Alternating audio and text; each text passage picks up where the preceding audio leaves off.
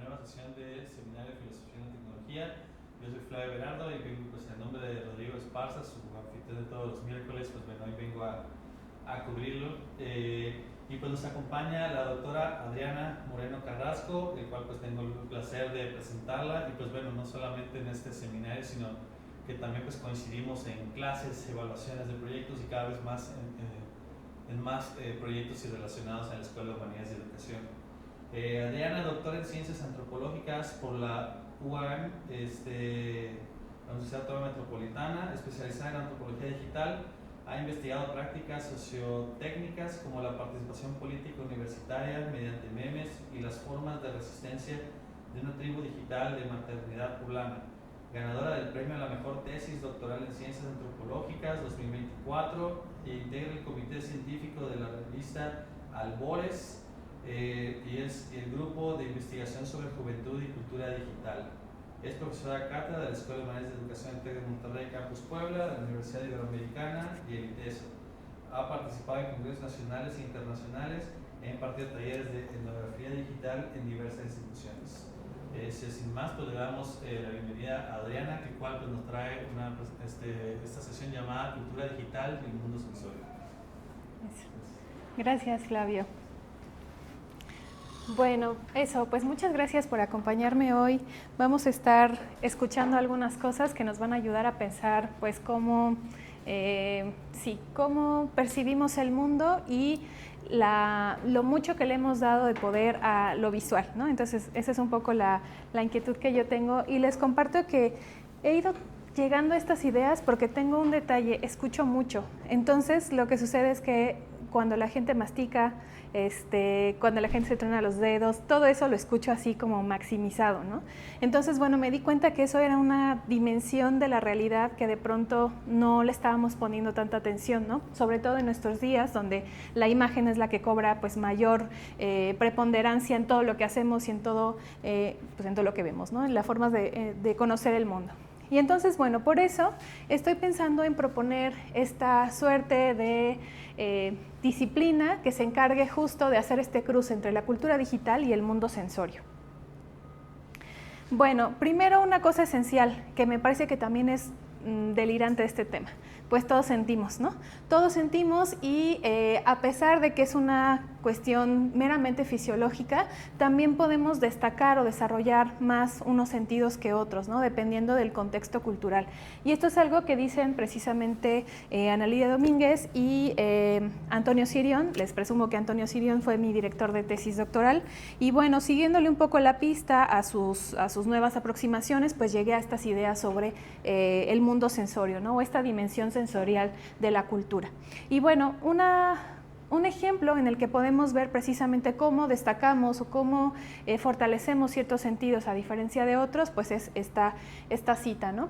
Es por el ejercicio que un pintor aprende a ver o un músico aprende a escuchar con un grado de precisión y fuerza que no posee una persona común. Es bien conocida la sofisticación que alcanza la escucha de los cazadores, el tacto de los ciegos o la vista de los marineros, ¿no? Entonces, a pesar de que todos sentimos y a pesar de que todos tenemos la misma capacidad, bueno, no todos, tenemos la misma estas habilidades o estas disposiciones fisiológicas para sentir, desarrollamos con más frecuencia unos modos de sentir que otro. Pero aquí es interesante también ver que hay una distinción importante, que no es lo mismo sensación que percepción. Cuando hablamos de sensación, hablamos más bien de actividad física, de actividades físicas que nos ayudan a conocer el mundo, ¿no? Nos da ciertos elementos para conocer la realidad y el mundo. Sin embargo, lo que sucede con la percepción es más bien una capacidad o una facultad intelectual, digamos, que se agrega a esta capa de la sensación, ¿no? Y esto significa que entonces vamos a interpretar la realidad mediante los sentidos, ¿no? A partir de esta mediación de los sentidos.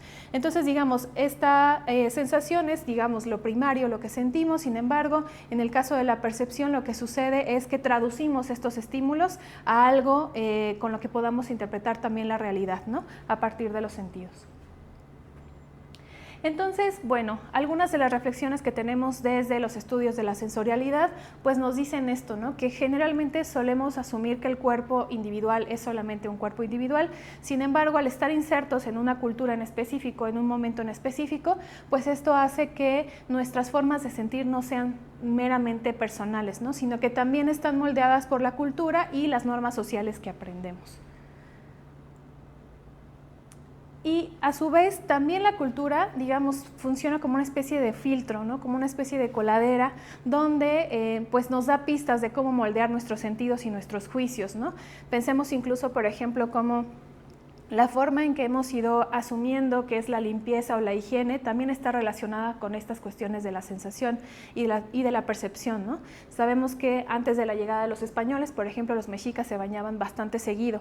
Entonces, bueno, eso era como algo contrario a lo que venían pensando los españoles cuando llegaron, ¿no? Entonces, esto también cambió justo por estas nociones que tenemos sobre la higiene, y esto también relacionado con los olores corporales, ¿no? Con las secreciones corporales, etc. Entonces, bueno, esto significa que también en determinados momentos y en determinados marcos culturales y sociales, pues va cambiando, ¿no? Y es por eso que una de las disciplinas que se ha encargado de estudiar precisamente este mundo sensorial de la cultura es la antropología de los sentidos, es como una subdisciplina de la antropología. Y bueno, en este caso, lo que le interesa a la antropología de los sentidos es básicamente estudiar precisamente esto, ¿no? Cómo es que la cultura moldea nuestros sentidos, ¿no? Y cómo de algunas maneras vamos jerarquizando unos sentidos a diferencia de otros, ¿no? Hay algunas sociedades, por ejemplo, que le dan prioridad al gusto o que le dan prioridad al oído, ¿no? En nuestros días, creo que, y en nuestra sociedad occidental, a lo que más le damos, pues, sí, valor es a la vista, ¿no? Pero bueno, esto no es natural, no es normal, digamos, y cada cultura, cada sociedad y cada momento histórico va también haciendo determinados ajustes para que valoremos o jerarquicemos de cierta manera los sentidos que vamos a destacar más en ese momento. Otra disciplina que también se encarga de los estudios sobre la sensorialidad es la historia cultural, que también me parece muy relevante justo al respecto, ¿no? Porque nos ayuda también a encontrar cómo es que cada época moldea sus propias formas de percepción, ¿no? Y cómo esto también está determinado por un contexto histórico. Significa básicamente pensar y sentir que son productos de la vida común, ¿no? Aquí hay un trabajo interesante justo también de Ana Lidia Domínguez, que es sobre el grito. Entonces ella se puso a investigar cómo el grito ha tenido diferentes funciones en diferentes momentos de la historia. Y a mí esa obra me parece maravillosa. Si la pueden conseguir, se las recomiendo muchísimo. Y bueno, entonces los estudios sensoriales nos ayudan a descubrir que no solamente comunicamos a través de los sentidos, sino con ellos, ¿no? Y esto significa que no estamos hablando solamente de información que percibimos, sino que también estamos apelando a estos ensambles de la realidad que se componen por diferentes elementos, no solamente lo que percibimos, sino también los espacios, las personas, la memoria, en fin, todo esto implica que es un marco de comunicación mucho más amplio del que imaginamos y está siendo atravesado y mediado por los sentidos, ¿no? Entonces, los estudios sensoriales señalan que los sentidos no solo reciben información, sino que construyen conocimiento y también vínculos sociales, ¿no? De cierta manera se trata de, pues, distinguir o de señalar con más precisión que estas disciplinas o estos estudios sensoriales buscan rescatar esta dimensión estética de las relaciones sociales y de la cultura. Algunos antecedentes que tenemos de los estudios sensoriales vienen de diferentes disciplinas. Por ejemplo, tenemos a Simmel, que viene desde la sociología, y lo que él encuentra es que los sentidos median entre el sujeto y el mundo, y una de las cosas que a mí me parece muy interesante y que en nuestros días también lo podemos ver es cómo el espacio genera ciertas sensaciones en las personas y cómo eso incluso lleva a modificar nuestro sentido del humor o cómo nos sentimos en ese momento, ¿no? Por ejemplo, el que estemos en un lugar muy cerrado, ¿no? Eso va a transmitirnos también ciertas sensaciones, o si estamos en un lugar como bastante cálido, también va a cambiar cómo nos sentimos en ese espacio. Y esa es una propuesta que, bueno, viene desde la sociología, ¿no? Y eso, también tenemos algunos aportes de Merleau-Ponty, y él dice básicamente desde la perspectiva fenomenológica que la sociedad condiciona también cómo percibimos y cómo sentimos, ¿no? Un poco lo que ya veníamos platicando, que los sentidos no son puramente biológicos, sino que están atravesados precisamente por la cultura y por el marco social en el que nos encontramos. También tenemos el caso de Marshall McLuhan, que más bien proviene desde la comunicación, y lo que él dice es que la tecnología amplía y transforma nuestros sentidos y percepciones culturales. Entonces, digamos, él voltea un poco o invierte un poco estas propuestas que veíamos anteriormente, ¿no? Como que la tecnología es la que cambia nuestros sentidos y la forma en que percibimos, también atravesado por la cultura, ¿no? Y al mismo tiempo también habla de que cada tecnología transforma la manera en que conocemos, ¿no? Y él pone dos ejemplos, las culturas orales y las culturas visuales. En algún momento de la historia, pues parte de la historia que sabemos, por ejemplo, de algunas sociedades está atravesado precisamente por lo que se contaba, lo que se decía, aunque no había una tradición escrita, es decir, no había textos redactados exactamente sobre lo que se decía. Bueno, pues esto lo podemos ver, por ejemplo, en canciones, ¿no? en leyendas, etcétera, que no se escribieron desde el inicio, pero que se fueron transmitiendo de generación en generación. Y eso hace que el conocimiento fluya de formas distintas, ¿no? Y en mayor medida, pues que resulte un conocimiento colectivo. Sin embargo, también después, en este texto de la Galaxia Gutenberg, McLuhan encuentra que también hay otras culturas visuales, ¿no? Como que otra dimensión de este cruce entre la tecnología y la forma en que conocemos. Entonces, bueno, él identifica que estas culturas visuales aparecen con la escritura y después con la imprenta, pues se fortalece más estas formas de culturas visuales, ¿no? Y aquí se privilegia más la vista y el orden lineal del pensamiento, ¿no? Y también el pensamiento individual. No sé si ustedes sepan, pero bueno, se dice que Sócrates no escribió nada, ¿no? O sea, a él no le gustaba la idea de escribir porque pensaba que nos hacía flojos, ¿no? Nos hacía flojos porque no permitía que memorizáramos cosas, ¿no? O otra cosa que le parecía más difícil de soportar, o sea, creo que Sócrates se murió hablando, y era que a Sócrates le gustaba discutir, ¿no? Le gustaba dialogar. Entonces lo que él decía es que cuando leíamos cosas escritas no teníamos esa oportunidad de dialogar con el autor o de echarle pleito o de decirle eso no es así, ¿no? Entonces, bueno, todo lo que sabemos de Sócrates en realidad fue escrito por otras personas, ¿no? Platón y algunos otros estudiantes. Entonces, bueno, eso también se me hace como muy interesante, ¿no? De ver cómo incluso en estas tradiciones del pensamiento también se privilegian determinadas formas de conocer y determinadas formas de transmitir precisamente el conocimiento, ¿no? Entonces, bueno, eso.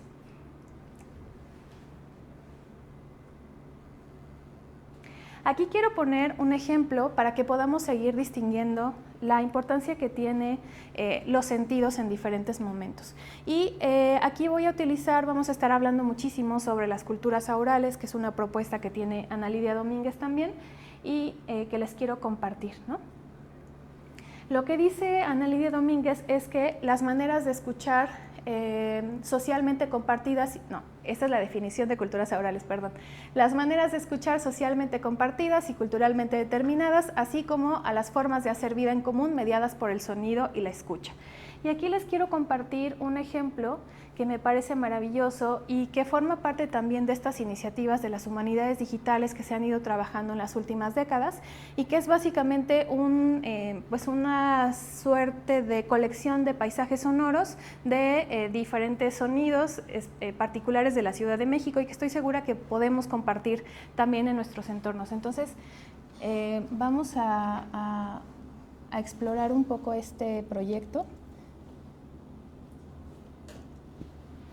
Y nada más, mientras tanto, cabe decir este pequeño descargo de responsabilidades que para quienes puedan estar viendo esta sesión diferido y grabada en plataformas, es posible que alguno de los contenidos que acá esta doctora Adriana nos muestre puedan ser cortados durante la edición, pero bueno, la doctora Adriana pues, nos va a compartir algunos QRs o podrá nuevamente contactarla después en caso de que quieran escuchar algún material en específico. Bueno, entonces les quiero mostrar este ejemplo que o sea, me parece bellísimo. Entonces, bueno, tenemos... Ay, ¿dónde está?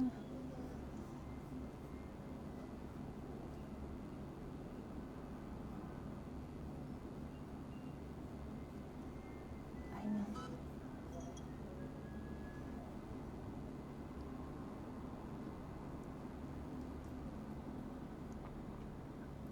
Entonces, bueno, está padrísimo porque ustedes pueden ir jugando e ir seleccionando cada una de las figuras y de los sonidos que tiene y que representa, ¿no? Entonces, bueno, creo que aquí le voy a poner el sonido. Por Epson PJ, creo. A ver. No, a ver, este.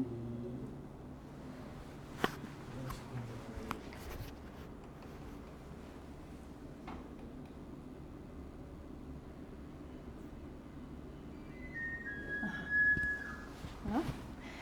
Y bueno, también vemos oficios que están muriendo también, ¿no? Entonces creo que esta memoria asociada a los sonidos vale mucho la pena seguirla rescatando. Entonces, bueno, tenemos el afilador, tenemos el chatarrero.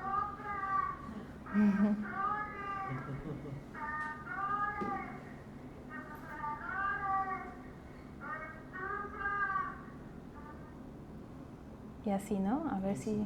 ¿Puedo comentar algo al respecto de los tamales? Sí. Hubo, durante el Mundial de Qatar, 2022, hubo un chico que llevó una bocina y estaba precisamente con su sonido de el chatarrero. Ajá. Se compra, ahí afuera de los estadios todo me empecé tratando de captar reacciones de quiénes eran los mexicanos que estaban por ahí.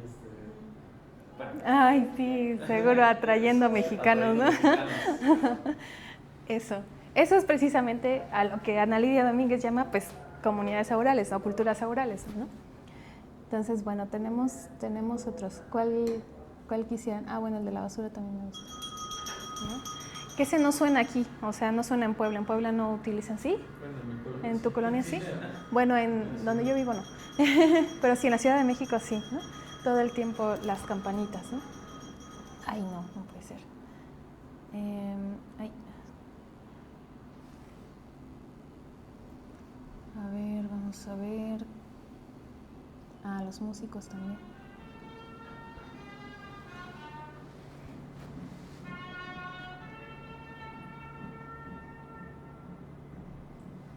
Y una cosa que también me gusta de esto es que también se escucha como al fondo, ¿no? Como si fueran pasando, o sea, es también representar el movimiento de los músicos, ¿no? O sea, porque no están estacionados siempre, ¿no? También van moviéndose. Entonces el mismo sonido también, la forma en que lo grabaron, supongo, tiene o resalta esa dimensión también espacial del sonido. A ver, déjenme ver qué otro está padre. Ah, el cilindrero también. Bueno, el organillero.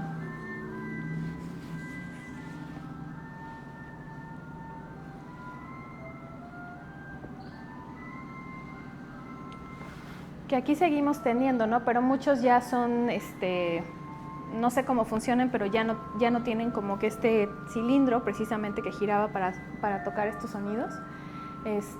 Ya son más como grabadoras, siento, guardadas en estas cajas, ¿no? No sé, habría que... Yo también he sospechado que ya el mecanismo está... Sí, truqueado. Ay. Tiene el truco. Según yo creo, un reportaje me parece que era de Foro TV, donde hablaban con la última persona de la Ciudad de México que reparaba estos órganos. Era una mujer, ¿no? Es una mujer, sí, claro, yo también lo vi.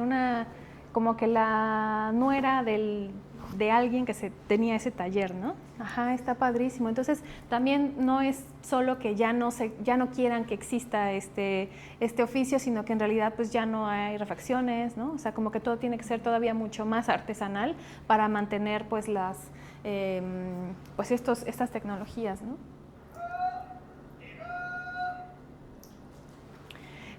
Yo les cuento que siempre les digo, escucho mucho. Entonces, lo que he hecho también es ir grabando, por ejemplo, en las casas en las que he ido viviendo, grabando cómo se escucha, ¿no? Porque, o sea, yo me he cambiado como 15 veces de casa en mi vida, entonces eso ha hecho que tenga registros de cómo sonaba mis casas en los últimos años, ¿no? Por ejemplo, cuando me fui a estudiar el doctorado, bueno, el posgrado, pues donde yo vivía, bueno, vivía en diferentes lugares, pero en el primer lugar donde yo vivía había un montón de perritos que eran un amor, entonces, bueno, grabar el sonido de los perritos, ¿no? O en el último departamento, al lado había una familia gigante donde había un montón de niños, entonces ya sabía que como a las 7 de la mañana era gritarle a la niña para que bajara por su licuado, ¿no? Entonces, ese tipo de cosas que les digo, parece una, no sé, como que una locura, pero para mí sí es como reconfortante escuchar esos sonidos que en algún momento eran fastidiosos, ¿no? Como el escuchar la licuadora a las 7 de la mañana para hacerle el licuado a Vicky, ¿no? Después los extrañas, ¿no? Igual en esa casa pasaban mucho los aviones, o sea, yo desde mi sala podía ver los aviones aterrizar, ¿no? Entonces igual el tener los sonidos del avión, ¿no? Ese tipo de cosas, pues bueno, ahora donde vivo eso ya no se escucha, ¿no? Entonces también es como parte de estas cosas que vas recuperando de memoria a través de los sonidos, ¿no? Entonces, bueno, aquí les dejo el QR para que lo puedan explorar con más calma, porque está súper divertido. Lo pueden explorar así como lo hicimos un poco de forma libre, pero también se puede que vayan directo a cada uno, porque lamentablemente hay algunas figuras que no tienen, o sea, no todas tienen sonido. También la Fonoteca Nacional tiene un mapa sonoro interesante, pero siento que no está tan nutrido, ¿no? Este es un ejemplo, o sea, igual súper encapsulado, ¿no? Pero la Fonoteca Nacional también ha intentado hacer este tipo de registros haciendo, pues eso, un mapa, o sea, tú le puedes picar al estado en el que tú quieras escuchar cosas y ahí te van a aparecer, ¿no? O sea, músicos, cantos, etcétera, y está padrísimo. Cantos, por ejemplo, que ya no se dan, ¿no? Como cantos de cuna en zapoteco, en fin, hay cosas muy, muy interesantes. Entonces también ahí les recomiendo que exploren la página de la Fonoteca Nacional. Bueno. Entonces, con esto cerramos este primer paréntesis. Entonces, bueno, retomando lo que nos decía Marshall McLuhan, pues hay que retomar esta idea, ¿no? De que cada medio de comunicación transforma nuestros sentidos y nuestra forma de pensar. Entonces, de cierta manera, se trata de una suerte de postura epistémica, ¿no? Que es básicamente cómo conocemos, con qué elementos o de qué elementos partimos para conocer. Y en este texto, Marshall McLuhan, pues, quizá es uno de los textos más destacados de su obra, que a mí me parece lindísimo, o sea, la misma portada me parece bellísima, pero bueno, lo que él decía es que el medio es el masaje, ¿no? Y esto refiriéndose precisamente a cómo las tecnologías o los medios por los que conocemos también cambian el mensaje mismo. Y lo que él dice es que los medios son prolongaciones de alguna facultad humana, psíquica o física. Entonces se propone, por ejemplo, que el libro es una prolongación del ojo, que la ropa es una prolongación de la piel y que el circuito eléctrico es una prolongación del sistema nervioso, ¿no? Entonces, digamos, como que encuentra estas metáforas que son interesantes para asociar la tecnología con las formas en que conocemos y con las que nos comunicamos. Entonces, aquí vamos con otro ejemplo. Vamos a regresar a las culturas orales. ¿Ustedes piensan que la voz podría ser una tecnología? Teniendo en cuenta esto que nos dijo Marshall McLuhan. ¿Qué dicen? Yo creo que en general todo nuestro ser es una tecnología, o sea, la voz es vamos a decirlo, como un módulo, o sea, es como, pues mencionabas ahorita de lo que es como lo que hemos hecho como extensión de algo, es pues todo lo que ha creado, para generalizar, ¿no? Todo lo que ha creado el ser humano, claro, pues ha sido una extensión de lo que conocemos. Lo hacemos porque nos representa algo que o somos, o vemos, o percibimos. Y entonces, por eso una computadora trata de ser lo que una persona es, nuestro cerebro, el procesamiento, cálculo, otras cosas, ¿no? Entonces, yo creo que es eso, o sea, somos, y sí, esa frase de somos como una máquina perfecta en el sentido de que todo está bien conectado y funcional, pues claro, yo creo que es una serie de diversas tecnologías y pues claro, la voz es una de ellas, ¿no? Claro, sí. Sí, y eso a mí me hacía como mucho ruido, porque yo decía, normalmente asocio la tecnología con cosas que los seres humanos producen, o la forma en que transforman la naturaleza para obtener cosas, ¿no? Pero no me había caído el 20 que precisamente la voz, no la voz cualquiera, sino la voz alta es una tecnología. Y esto, de nuevo, lo dice Ana Lidia Domínguez. Ella, como ya les he venido platicando mucho de su obra, ella hizo este texto sobre el grito, les comparto que también ahora es directora de promoción y difusión del sonido en la Fonoteca Nacional, y es un trabajo extraordinario.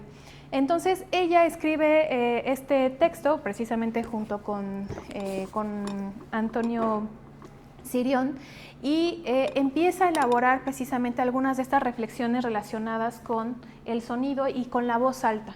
Entonces lo que ella dice es que la voz alta es una tecnología porque es el único medio a través del cual una persona puede expandirse más allá de los límites de su cuerpo sin la necesidad de desplazarse y sin requerir insumos externos, como ocurre con las señales de humo o las luminosas.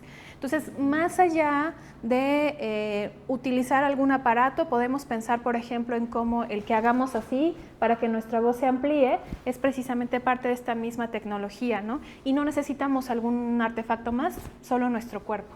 Entonces, es por eso que ella piensa que la voz alta es una forma de tecnología, porque también implica un saber hacer, ¿no? Necesitamos conocer técnicas vocales para poder modular nuestra voz, para saber cómo dirigirnos, ¿no?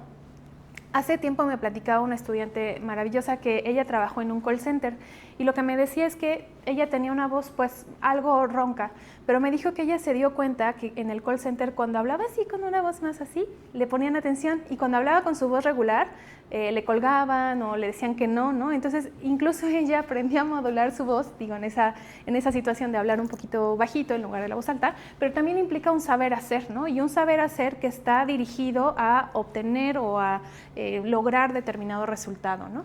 También hablamos de este saber hacer en la medida en que descubrimos la acústica del espacio, ¿no?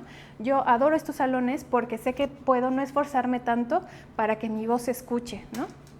En cambio, si estoy en un lugar abierto, bueno, ahí sí sufro, ¿no? Porque tengo que gritar muchísimo, y cuando quería participar en la obra de teatro nunca me dejaban porque mi voz no alcanzaba, ¿no? Entonces, de nuevo, necesitamos también descubrir la acústica del espacio y desarrollar estas técnicas vocales para poder utilizar ese espacio, ¿no? También hablamos de creación de códigos sonoros. No sé si ustedes, bueno, si ustedes piensen en alguien, algún conocido, algún familiar que tenga un sonido particular. Les voy a platicar. Mi abuelito siempre llegaba a la casa y chiflaba de cierta manera. Entonces yo sabía que cuando escuchaba ese chiflido era mi abuelito, ¿no? O, por ejemplo, mi papá pitando, ¿no? Así como, no era así como que de quítate, sino un sonido, una forma de pitar específica que sabía que era mi papá, ¿no? Entonces, ese tipo de cosas también implica esta creación de códigos sonoros. ¿Ustedes piensan en algo así o en algún ejemplo así, algún familiar, amigo, pareja? Sí. El tipo de calzado y la pisada. Ah, claro. Yo ya sé si viene, pues si es mi esposa, si es mi hijo mayor, si es mi hijo menor, no sé, alguien externo, algún visitante. Desde ahí, y no solo desde el tipo de zapato, calzado, desde la velocidad del paso, o sea, qué tan frecuente es, qué tan intenso es. Entonces, no, sí, sin duda. Ahí también nuevamente pues un poco sesgado porque pues estoy en una carrera donde trabajo con cuestiones sonoras, pero pues si uno desarrolla un poco más la sensibilidad. Claro, sí, exactamente, ¿sí? A mí me pasa algo muy parecido, también sé reconocer perfectamente las pisadas, y es algo muy raro porque, o sea, conozco a una persona y a los 2 días ya me acostumbré al sonido, pero también me pasa con las respiraciones. Alcanzo a ver las respiraciones, la frecuencia con la que hacen, o a veces la dificultad. Entonces, cuando alguien se acerca demasiado despacio, me escucho por la respiración. Uy, no, bueno, eso está muy padre, pero yo diría que ya es mucho escuchar, ya, por favor. Sí, oye, qué padrísimo. Eso, ¿no? Entonces estamos hablando de cómo determinados sonidos también nos ayudan de nuevo a relacionarnos con el espacio, con otros, ¿no? Digo, Ana Lidia lo lleva al asunto de la voz alta, pero creo que también lo podemos identificar en estas situaciones, ¿no? Esta creación de códigos sonoros que nos ayudan a interpretar quién viene o qué tan lejos o si trae prisa, ¿no? Y la voz alta como tecnología también cubre necesidades de comunicación a distancia, ¿no? Que es precisamente uno de los apartados del libro de Ana Lidia, donde se pone a investigar, por ejemplo, cómo en algunos lugares de montañas altas, pues se tenía que desarrollar ciertas técnicas vocales precisamente para comunicarse con alguien que estuviera en la otra montaña o abajo, ¿no? O cualquier otra cosa que se tenía que comunicar a grandes distancias, ¿no? Sí. Yo creo que también algo que, sí, tengo que meter la cuchara en esta parte Sí. de técnicas vocales. Creo que todos vemos contenido y consumimos mucho contenido, el cual, en el caso de películas, ¿no? O sea, de series. Y hay circunstancias en donde pues, nos lleva a escuchar la versión doblada, ¿no? Entonces, eso hasta tenemos, por ejemplo, tenemos alumnos que han egresado y trabajan en estudios de doblaje, estudios de postproducción, y realmente pues ser actor, actriz de doblaje es, o sea, no mencionamos lo complejo que es. Una vez un alumno me dice, oye, es que ya conocí que es el doblaje de Wolverine, de Deadpool, de no sé qué es en Ciudad de México, y que lo que esa persona hace, ejecuta en su trabajo, repercute para casi todas las versiones de América Latina. Entonces, como también hay una percepción de decir, esa voz es de Wolverine, esa voz es de Deadpool, esa voz es de Capitán América, esa voz es de Shrek, o sea, ya tenemos el burro, ¿no? Que escuchar Eugenio Derbez y el burro es de Shrek es lo mismo, ¿no? Entonces, sí, hasta en eso tenemos como ya hay, o no sé, me acuerdo de mi infancia en Canal 5, todas las caricaturas que salían dobladas al español, y pues ya sabía, este es el mismo actor que salen también Los Simpsons con otra voz, o ya los ibas reconociendo. Entonces, cuando ves las películas ahí, pues también te das cuenta haces la relación, ¿no? Sí, otros detalles. Hace un par de años fui a presentar en un congreso de antropología digital a Santiago de Chile, y cuando fui me decían los compañeros, las compañeras que hablaba como las caricaturas, ¿no? Y yo decía, ¿cómo que yo hablo como las caricaturas? Como que no me caía el 20, ¿no? Y después dije, pues claro, muchas de las cosas que ellos vieron pues estaban dobladas en México. Entonces por eso, pues si ellos pensaban que yo hablaba como las caricaturas, me sentía, o sea, no sabía si enojarme o decir, oye, qué buena onda, ¿no? No sabía si era un halago, ¿no? Pero eso. Bueno, entonces, me parece muy curioso ver que se han desarrollado técnicas tan amplias justo para que la tecnología de la voz alta pues ocupe ciertos lugares, ciertos espacios y ciertas funciones. Tenemos el caso del yodel, que lo han escuchado, ¿saben más o menos cómo suena? A ver si quieren los ponemos. Aquí vamos a tener que hacer un corte, pero pueden ver el video en ese QR.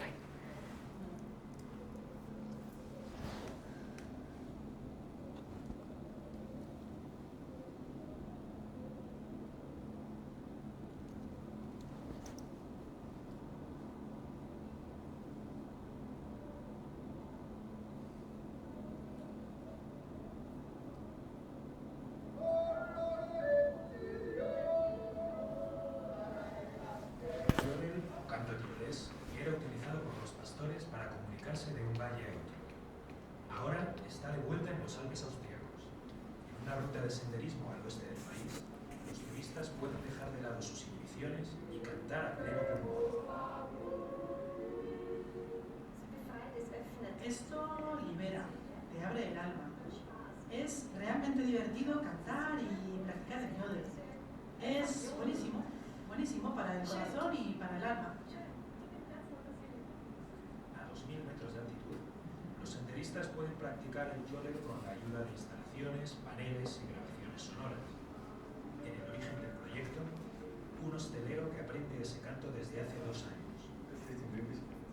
Se puede venir solo, en pareja o en grupo, y al mismo tiempo se disfruta de un paseo en este marco increíble. Personalmente, el yodel me parece más fácil desde lo alto de la montaña. El yodel vive un renacimiento en Austria. Los talleres dedicados a este canto folclórico, y en ellos se inscriben muchos jóvenes. Quizá no hay letra que aprenderse, pero este canto vocal requiere técnicas muy precisas.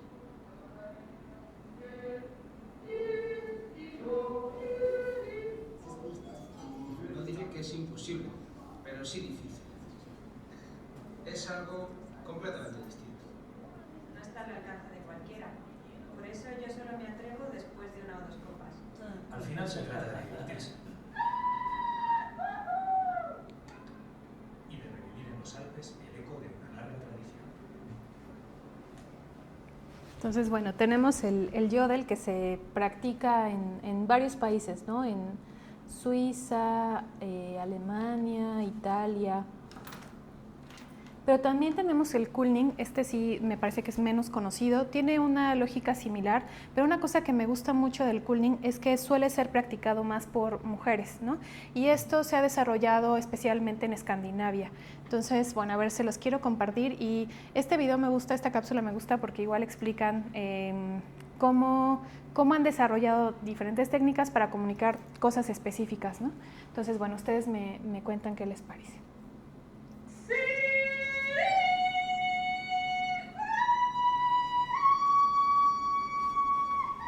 The hypnotic sounds of kulning. Jag använder min röst när jag jobbar med djur på fäbodar. Dels för att ropa hem dem och hålla dem samman och fösa på dem när de inte riktigt vill komma hem.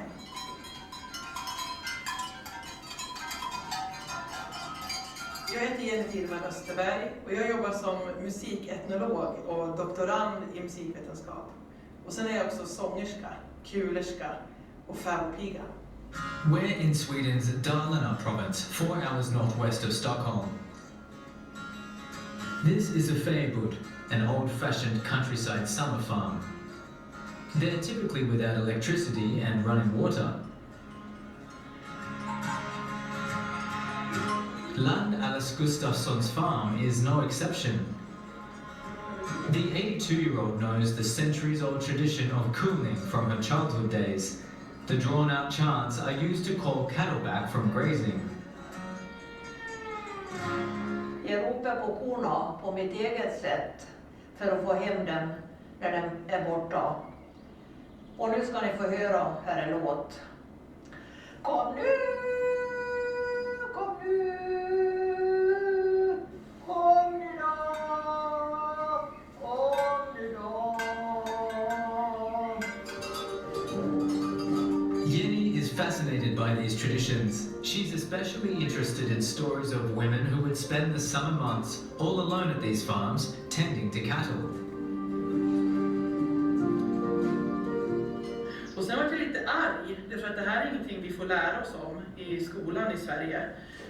Så att det är liksom en del av vår historia som är ganska negligerad.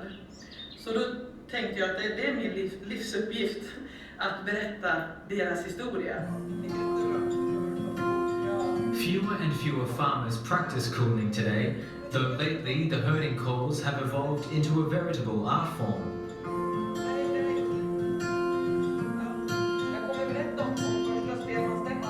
Kulning kan vara både högt och det kan vara lågt och det kan vara vackert och det kan vara growl nästan, att man nästan skäller.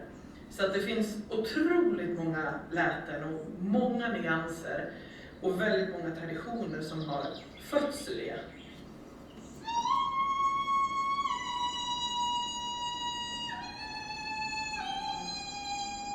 Jenny often shows off her skills at special kulning concerts, like here at this abandoned summer farm in Leksand.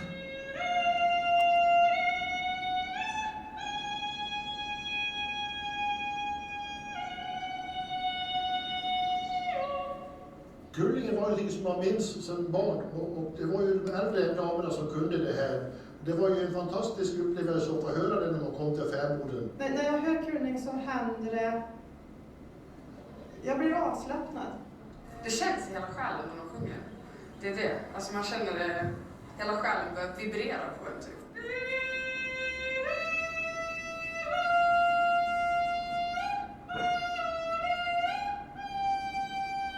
These days, kulning might be more art form and less farming call, but it remains a tradition very much alive in Sweden.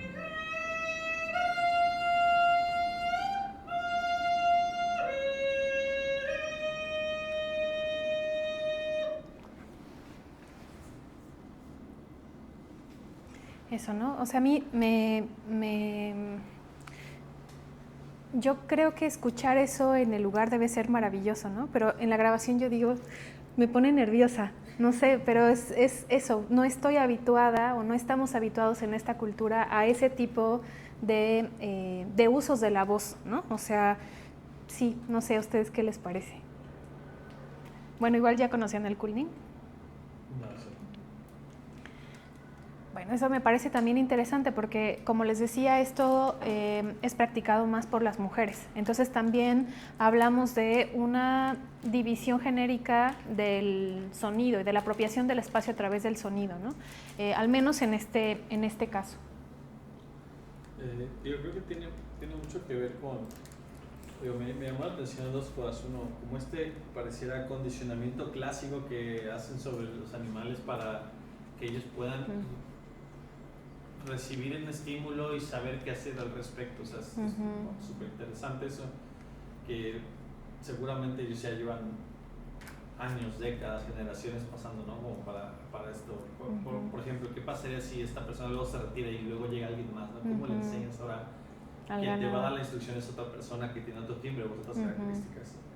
Pero también es una cuestión que hay yo no puedo generalizar por toda Europa, ¿no? Yo tuve la oportunidad de vivir en Alemania, pero por ejemplo, hay una cultura musical muy marcada en donde la gente tiene noción musical. No es por ahí en el video que nos mostraste ¿De Yodel? Del Yodel. Nada más con hacer el gesto de que las notas más altas en frecuencia están arriba con respecto a las que están abajo, o sea, es una cuestión hasta que parece visual, ¿no? De cómo van marcando si es un pitch alto o un pitch bajo, ¿no? Entonces, me acuerdo que pues, en un pequeño pueblito en Alemania había solamente una misa a la semana. Íbamos allá, digo, que no era muy católico, ¿no? Y el misal, todos tenían la partitura, todo el misal tenía la partitura. Entonces, la gente intentaba entonar, vamos, bien normal, lo que sea, es como aquí lo cantamos o lo que sea, pero no, allá era, no solamente vamos a cantar y decir lo que toca, sino vamos a tratar de hacerlo en la tonalidad como debe ser. Entonces, hay muchos países que nos llevan pues, un adelanto cultural musical muy grande, entonces para eso es normal. Está mucho más normalizado el entrenamiento auditivo. Exacto. Como entrenamiento vocal. Sí, al final también pues el canto, la entonación con voz alta también es una técnica corporal, ¿no? Es algo que se aprende y que se va desarrollando y que también en función de nuestra familia, del seno social en el que nos encontremos, lo vamos a desarrollar más o menos, ¿no? Igual, fíjense, me pasó una cosa bien chusca, fui a un concierto el año antepasado, al concierto de Wilco, y pues ya como que querían que aplaudiéramos y después nos dijeron, saben que ya no aplaudan porque lo están haciendo a destiempo, ¿no? O sea, entonces es loquísimo porque justo pues no, o sea, no estás acostumbrado, o sea, tú lo escuchas de cierta manera, pero no es la misma disposición con la que lo hacen los músicos, ¿no? Entonces hicimos el oso como fans mexicanos, ¿no? Porque estábamos aplaudiendo a destiempo y estábamos desconcentrando a los músicos, ¿no? Entonces era una pesadilla. Pero sí, eso, ¿no? Igual platicaba con algunas amigas que en mi familia tenemos voz de cantar y es una voz que no, o sea, que además no nos ayuda porque no, o sea, cantamos pésimo, ¿no? Pero lo intentamos y conozco, no sé, por ejemplo, en la familia de mi novio todos cantan, entonces es una locura porque yo, o sea, intento como emular eso y no, es una pesadilla, pero ellos así como cantan, así hablan y yo no, o sea, yo como que siento que tengo que hacer una voz de cantar, digo, pero de nuevo es el entrenamiento o cómo en el mismo seno familiar te inculcan o no ciertas habilidades relacionadas con estas técnicas corporales, como el cantar o el bailar o algunas otras disposiciones corporales, ¿no? Y bueno, eso, ¿querían compartir otra cosa? Eso. Tenemos también el holler o el whooping, que se hace más bien en Carolina del Norte, que también es interesante porque de nuevo pues podríamos pensar en las tradiciones europeas que también se instalaron en Estados Unidos y que dejaron también cierta herencia, ¿no? A ver, les quiero poner este caso del holler. Un ritmo y una modulación determinada. ¡Wow!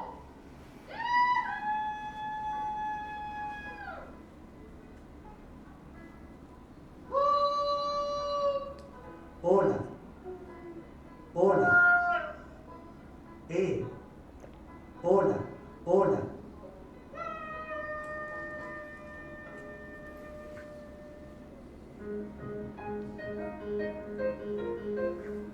nombre es Tony Pico.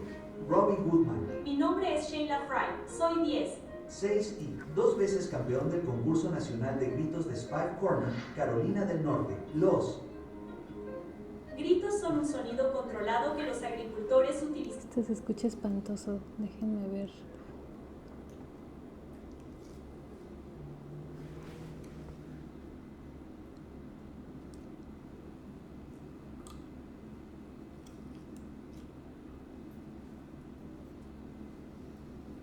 Communicate with one another before they had modern conveniences like electricity or telephones. Hollers had a certain rhythm and a modulation that would create an echo that would travel over a long distance. But there isn't just one type of holler. There are actually 4 types of hollers. Number 1, functional. It serves a purpose, such as calling down to a field or calling up from a field when you needed something. Number 2, communicative. You're communicating a message, such as good morning, good evening. Number 3, distress. You need help. Number 4, expressive, just for sheer fun. Many times that could be in the form of tunes or ditties. These types of hollers were what the judges were looking for at the National Hollering Contest. The first ever National Hollering Contest was in 1969. It was started to raise funds for the local fire department. It became a nationwide hit. Hey, that's me. I won the junior division in 1978. My holler was a distress holler. It sounded like a siren. And I'm proud to be a winner. Everybody had their own twist that they put on. The National Hollering Contest ran for about 48 years, till 2015. We created the Worldwide Hollering Festival that's located in Hope Mills to try to preserve and keep the tradition of hollering alive. Hollering is an important piece of culture in this region because it helps us remember our past. We can also appreciate the modern conveniences we have today. Hollering is part of simpler times, and it's just something that we need to treasure because we need to know our history. I love hollering because it brings the community together and just the fellowship that you have with one another. We want to keep that tradition alive.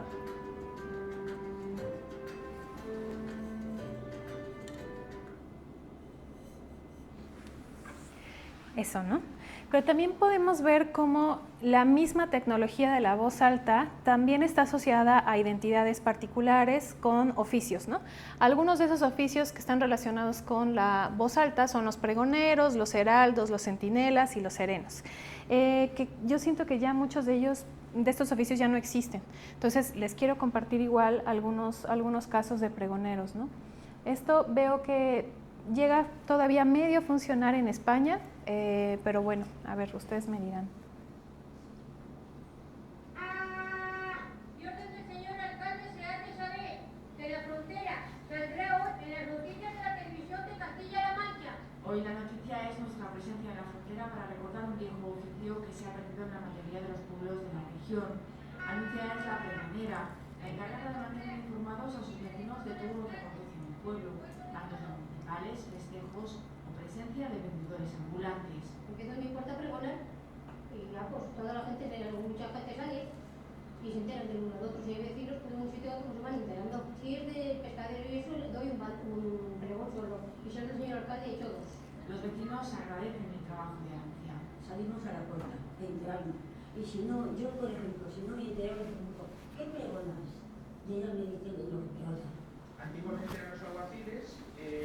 Yo de pequeño recuerdo que hubo un tiempo que no hubo alguacil por diferentes causas de enfermedad, emigración y demás, pero aún así la trompeta se le dejó a quien se prestó voluntario para poder seguir realizando la labor que realiza la pregonera actual. En estos tiempos en los que la comunicación es cada vez más impersonal, el Ayuntamiento de la Frontera apuesta por conservar la tradición y seguir informando a los vecinos a viva voz en cada cruce de calles. posibles de todas las clases en el juego de bolos. Hola. Entonces, bueno, vemos, no es que no siga habiendo pregoneros, pero no con esta misma función que cubre en ese lugar, ¿no? Como de avisar cosas particulares o noticias sobre, no sé, esto que decía, ¿no? Como que algunas figuras del Estado pues tienen que dar ciertos mensajes y para eso se utiliza la función del pregonero y no solamente como que grita, ¿no? Sino que tiene esta trompeta para avisar. También tenemos los heraldos, de esto sí no encontré ningún registro, pero estoy segura que ustedes lo van a identificar precisamente, ¿no?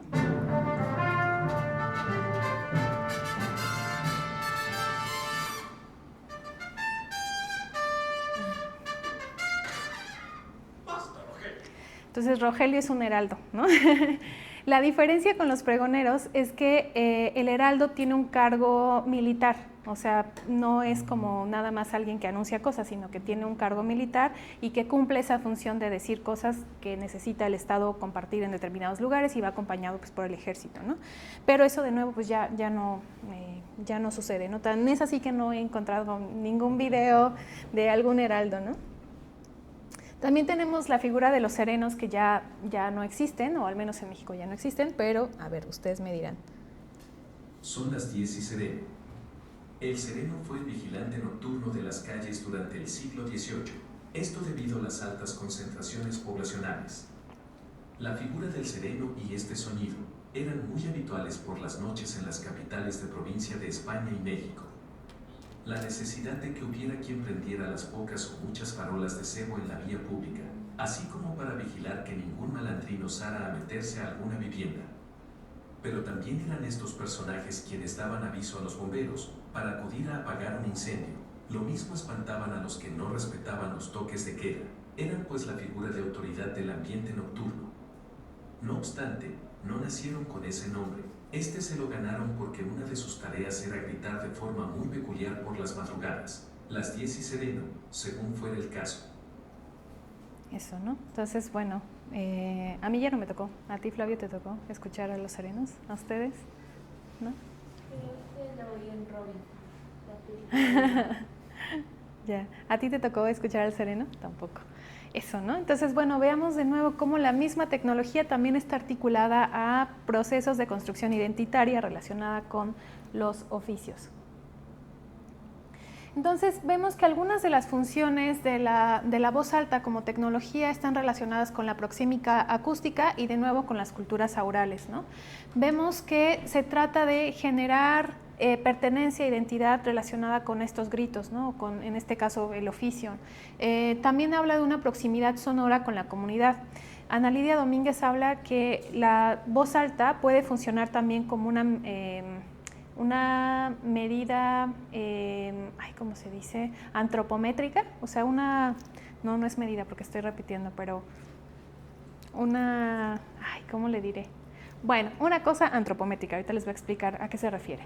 A que en función de qué tan alto hablemos, significa que le queremos comunicar esa información a una persona muy cercana o a una persona o a muchas personas, ¿no? Entonces, el murmullo es algo privado, es algo incluso íntimo, ¿no? El que hablemos así bajito con alguien más, significa que este mensaje no se tiene que escuchar a otro lado, ¿no?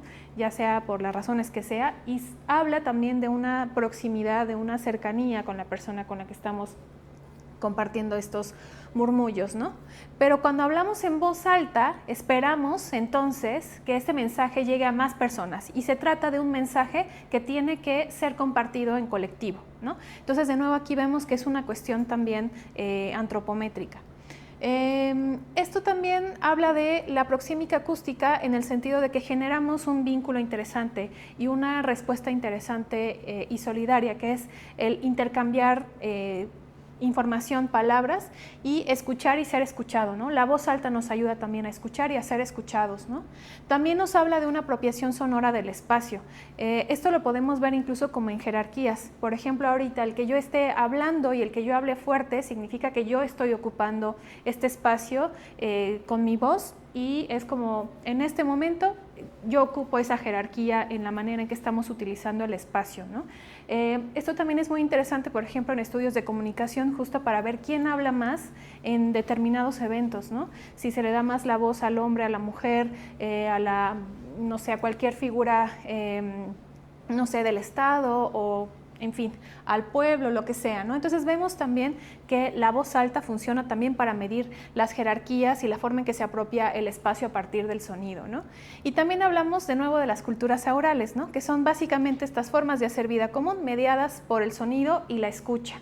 Y aquí también les quiero compartir otros dos ejemplos sobre los silbidos y el ritmo, que ya no son propiamente la voz, pero que sí nos ayudan a entender estas culturas aurales en la medida en que escuchamos y somos escuchados, y cómo estos sonidos nos ayudan también a generar estas formas de apropiación del espacio y construcción identitaria. Entonces, bueno, con estos ejemplos vamos a cerrar esta primera parte y nos vamos a un descanso. Eso, hay una forma de comunicarse en mazateco silbando, ¿no? Entonces se los quiero compartir y aquí seguramente también tendremos que hacer un corte en la grabación, pero bueno, ahí está el QR para que lo puedan escuchar. Mazateco, o sea, es como una capa de complejidad todavía más particular, ¿no? Es una locura, o sea, a mí me sorprende.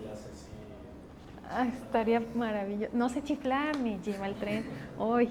Bueno, y les quiero enseñar este otro caso que me parece. ¿Querías compartir algo? ¿O te estabas como...? No, ya. Igual iba a comentar que, sí. Bueno, me recordó mucho. Sí. Igual en los claxons de los carros. Pues claro. Cuando nos enojamos, igual Sí, ya sabes cómo. Cuando recién inició, como que lo relacioné directo.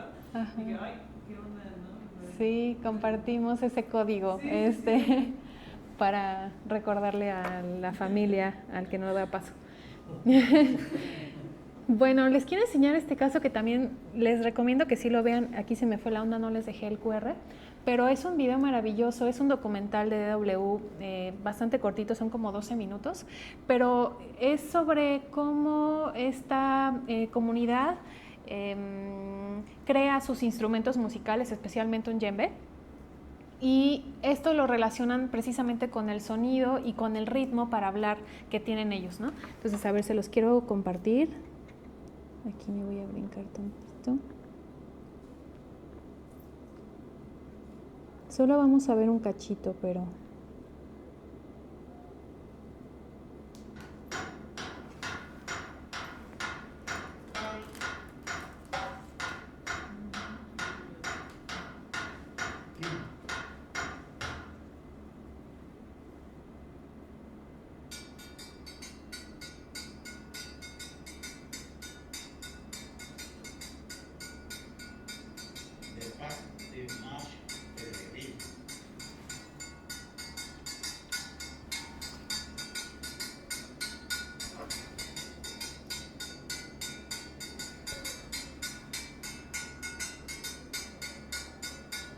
Parole de Lévy. Cinema Sénégalais, Sénégal. Eka. Cinema Sénégalais, Sénégal. Eka. Eka. Eka. Eka. Eka. Cinema Sénégalais, Sénégal.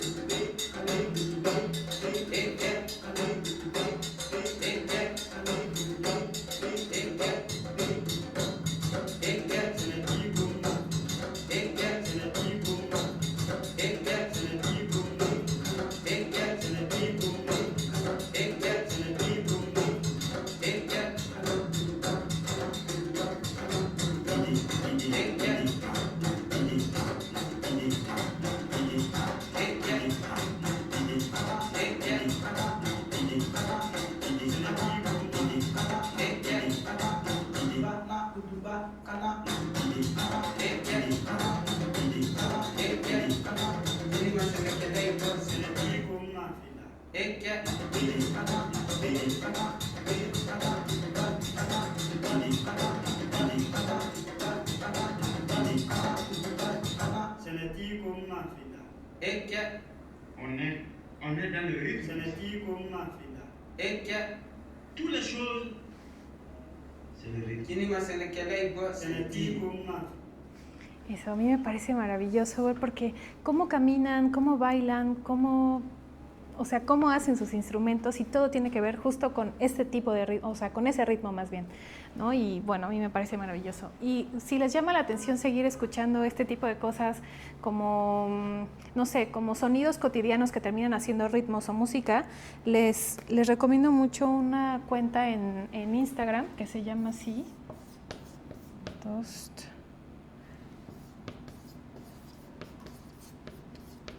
Y hay cosas maravillosas. Se comparten videos de diferentes partes del mundo. O sea, también hay cosas mexicanas. No sé si ustedes han visto a un músico mexicano que toca con una hoja. ¿La han visto? Es maravilloso. Justo ahí lo conocí por Dos to Digital. Es un cuate que anda en en el centro con una hoja, así una hoja de un árbol, y como que hace sonidos, como que sopla y hace sonidos, y es así como si trajera una trompeta. Ahorita les voy a poner un ejemplo al regresar, pero eso, igual ahí lo descubrí gracias a Dos to Digital, y hay cosas maravillosas, ahí ustedes lo exploran con calma. Entonces, bueno, pues les late si hacemos un descanso ahorita y regresamos, ¿va? 15 minutitos, va. Bueno, pues aquí nos vemos en 15. De la hojita que les platicaba.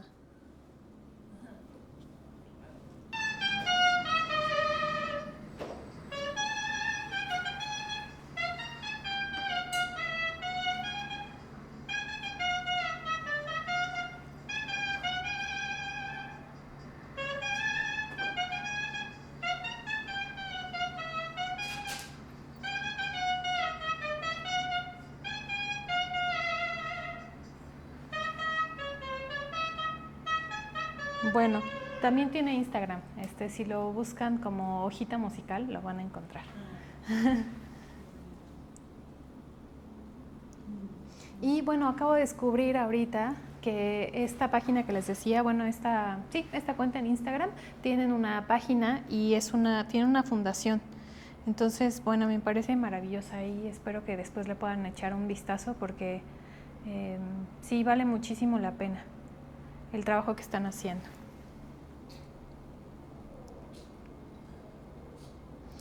Bueno, y un poco esta vuelta para que pudiéramos platicar sobre esta propuesta disciplinar, epistémica que me estoy intentando como justificar y no sé, construir, que es este cruce justo de los sentidos y lo digital, ¿no? Ya muchos autores y autoras han hablado de cómo con la escritura y con estas otras culturas visuales, pues fuimos perdiendo de vista, ¿no?, algunos otros sentidos, ¿no?, como el oído, el tacto, el gusto, etcétera, ¿no?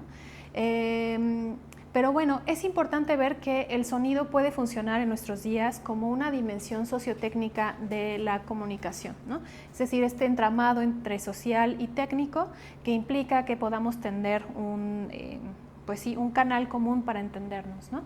Y ya veíamos que al menos desde la invención de la imprenta hablamos precisamente de este oculocentrismo, ¿no? Todo lo que tenga que ver con ver, eso es lo que más destacamos, ¿no? Incluso estas expresiones que solemos tener relacionadas con el ver, pues es justo notable de esta herencia que tenemos de este oculocentrismo. Y bueno, regresando de nuevo al texto de Marshall McLuhan, recordemos que cada medio de comunicación transforma nuestros sentidos y nuestra forma de pensar. Y es aquí donde a mí me gustaría que pudiéramos platicar de cómo en nuestros días lo visual ha ganado tanto terreno que dejamos de como trabajar o dejamos de pulir estos otros sentidos, ¿no? Y parece que solamente aquello que vemos es lo que podemos conocer y solamente aquello que vemos es lo que es valioso, lo que es verdadero, lo que es bello, pero siento que esto se está poniendo a prueba, por ejemplo, con tantas imágenes o videos hechos con inteligencia artificial, ¿no? O sea, de pronto ya no sabemos qué es real y qué no. O sea, si antes veías una foto, una imagen, era más fácil que pudieras identificar si era real o no, y bueno, en nuestros días creo que cada vez es más difícil, ¿no? Por ejemplo, yo caí con el video ese de unos, creo que eran conejitos brincando en un trampolín, ¿ustedes lo vieron? O sea, yo decía, ¡ay, qué padre! Pero no, era una cosa hecha con inteligencia artificial y dije, no, qué pesadilla, de verdad ya no sé descubrir qué es verdad o qué no, ¿no? Entonces, bueno, esta lámina antipedagógica completamente que les traigo hoy es una cita que me parece que vale la pena destacar justo para eso. ¿Quién me puede ayudar a leerla? ¿Quién dice yo? Leo. Va. Lo visual no es solo fundamental en nuestra cultura, sino que se ha convertido en una pieza clave de nuestros modos de conocer. Vivimos en una época en la que el conocimiento parece depender de regímenes escópicos que igualan ver con conocer. Solo aquello que se ve se conoce y aquello que se conoce se ve. En este contexto tiene todo su sentido el dicho castellano similar al anterior, ver para creer. Podríamos decir también ver para saber. Lilian Rose llamará a esa hegemonía de la visión oculocentrismo, un concepto que señala la centralidad de la visualidad. Gracias. Entonces, bueno, de nuevo, fíjense cómo esto está asociado también a formas de relacionarnos distintas a cuando hablamos de una cultura oral. Ven que les decía que Sócrates se murió hablando, bueno, no dejaba de hablar, a él le gustaba hablar y le gustaba discutir. Pero bueno, una de las cosas que sucedió en ese momento es que, bueno, eso, se priorizaba el hablar, ¿no? Esta cultura oral. Pero después, con el desarrollo de la imprenta, lo que empezó a pasar es que la gente se estaba espantando porque decían, ¿cómo es posible que ahora vaya a haber libros y que cada una pueda tener su propio libro? O sea, esto va a hacer que las personas dejen de ponerse atención, que dejen de prestar atención a la realidad, ¿no? Que dejen de comunicarse, que se pierdan en esos mundos de los libros en lugar de que estén presentes, ¿no? ¿No les suena algo de nuestros días? ¿Cómo qué? Con la tecnología. Sí, ¿no? Por ejemplo, aunque estemos cerca, luego estamos ahí enviando mensajes. Se podría decir que, bueno, ahorita dicen la tecnología sirve para acercar a las personas. Si estás muy lejos, con una videollamada ya estás. Pero las personas que están cerca se alejan. Es como... Sí, ¿no? Pensamos eso ahora, por ejemplo, de las pantallas, especialmente del celular. Pero eso mismo pasó con los libros. Lo que sucedía es que antes, como había menos posibilidades de producir libros, pues era más habitual que las familias que tenían el poder adquisitivo para tener un libro, pues era más bien como le hacíamos en los 90s, de reunirnos en la noche a ver la tele con la familia. Bueno, más o menos eso pasaba con los libros. La gente se reunía para leer de forma colectiva pues el libro que estuvieran llevando en ese periodo, ¿no?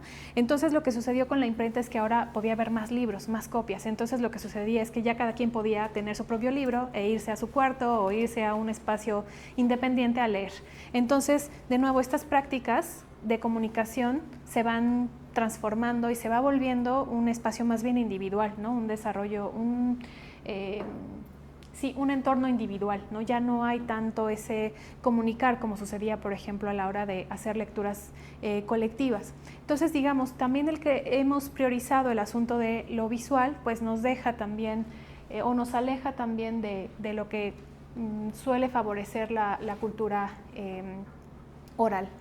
Y al respecto, ya Adolfo Estaleya ha trabajado estos temas y él lo habla, por ejemplo, desde proponer esta antropología de los sentidos que se vaya adaptando también a nuestros días, ¿no? Y él incluso, bueno, no él, sino, él y otros autores, autoras, antropólogos, antropólogas, han trabajado un cambio en la etnografía. La etnografía es el método así base de la antropología y lo que han hecho es pensar en etnografías sensoriales. No solamente, o sea, imagínense, la etnografía consiste en ir a un lugar, observar lo que sucede y anotar, registrar todo eso que sucede. Entonces, aquí volvemos a hablar de este oculocentrismo, ¿no? De ver y registrar, anotar. Entonces lo que ellos dicen es que ahora deberíamos ir a un espacio y sí registrar eso, pero también poniendo atención a otros sentidos. No solamente observamos con la vista, observamos también con el oído, especialmente, ¿no? Los chismes, lo que no debes de saber, o sea, otras dimensiones de la comunicación también aparecen gracias al oído, ¿no? Y son cosas que de pronto dejamos de lado. Y bueno, el año pasado, en 2024, publiqué esta entrada en el blog de Platypus, que es parte de la American Anthropological Association, y aquí propuse esta idea de la antropología digital de los sentidos, que es precisamente esta conexión que yo estoy intentando, pues sí, como que favorecer, que es entre la tecnología y la cultura a través del mundo sensorio. Entonces ahí se los dejo, lo pueden leer en español, en inglés, y también me pueden escuchar en español y en inglés leyendo el texto. Y es un poco lo que les quiero platicar también aquí a ustedes, que es cómo a lo largo de la historia hemos ido desarrollando estrategias y técnicas para evocar sensaciones a distancia, ¿no? Por ejemplo, en los libros lo vamos a ver con un montón de descripciones que nos hablan de cómo entra la luz en la escena, de cómo se siente determinada textura, ese tipo de cosas, ¿no? En la pintura igual se han desarrollado algunas técnicas para reflejar el movimiento, como sucede con como las pinturas de Van Gogh, etcétera, ¿no? Como que hemos desarrollado determinadas técnicas para generar o para evocar estas sensaciones, ¿no? Sensaciones en el cuerpo, a pesar de que no estemos en el mismo momento ni en el mismo espacio con esas personas, ¿no? Con la audiencia. Entonces yo ubico, aquí me quiero centrar solamente en dos elementos, en el oído y el tacto, y el oído y la imaginación. En el primer caso, quiero centrarme en videos ASMR, que significa esto, respuesta sensorial meridiana autónoma, que estoy segura que ustedes ya habrán escuchado o visto videos ASMR, ¿no? Entonces, bueno, aquí vemos que estos videos generan respuestas fisiológicas claras, ¿no? El que se te paren los pelitos, el que algo te lastime, en fin, ¿no? Entonces, esto hace que, por ejemplo, muchos videos de ASMR se utilicen, por ejemplo, para inducir el sueño, ¿no? O sea, que te sientas que te estás tranquilizando, que alguien te está acurrucando, no sé, ¿no? Entonces, esto produce esta relajación en el cuerpo de tal manera que te duermas, ¿no? Entonces, ahora se está recomendando también para tratar cuestiones como el insomnio. También hay algunos autores como Leukovich, por ejemplo, que habla de brain gasms, ¿no? Como orgasmos cerebrales que se producen a través de estos videos ASMR, ¿no? Y que tienen que ver con sensaciones que te buscan evocar, ¿no? A través de, por ejemplo, si como que te peinan o te acarician, ¿no?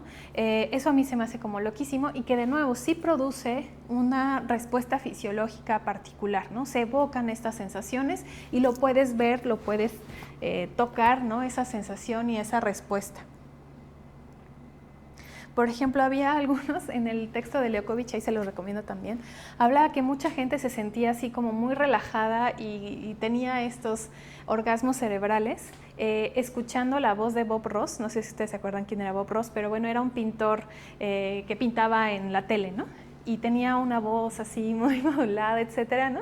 Entonces, bueno, a algunas de las personas con las que él trabajó para este estudio, pues le decían eso, ¿no? Que fue como que las primeras respuestas fisiológicas a través del oído que tuvieron las personas, ¿no? Porque en ese momento no había videos ASMR, solamente era pues a través de del sonido de la tele, ¿no?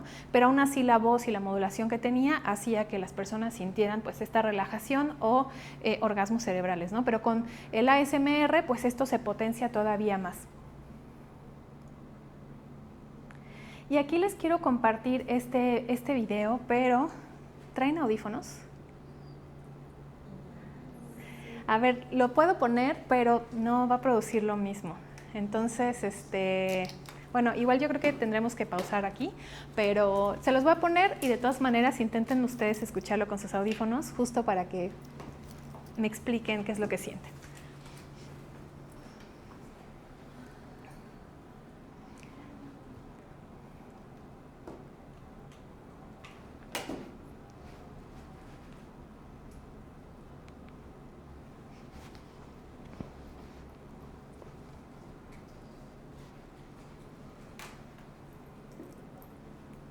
¿Quieres que te preste mis audífonos o sí traes? ¿Te los presto? ¿Sí?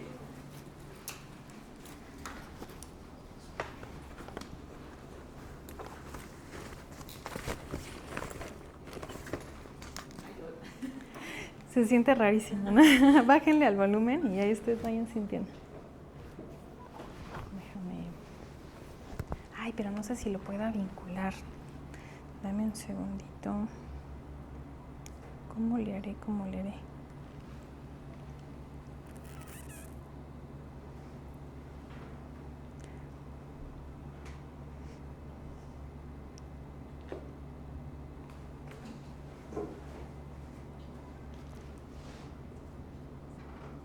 ya sé, de mi compu. Mira, póntelos. Esta es la derecha y esta es la izquierda. Ah, ya mira. Ya creo que todos ya traen. Gracias. Bueno, igual si tú lo quieres escuchar, estaría bueno. Ay, espera.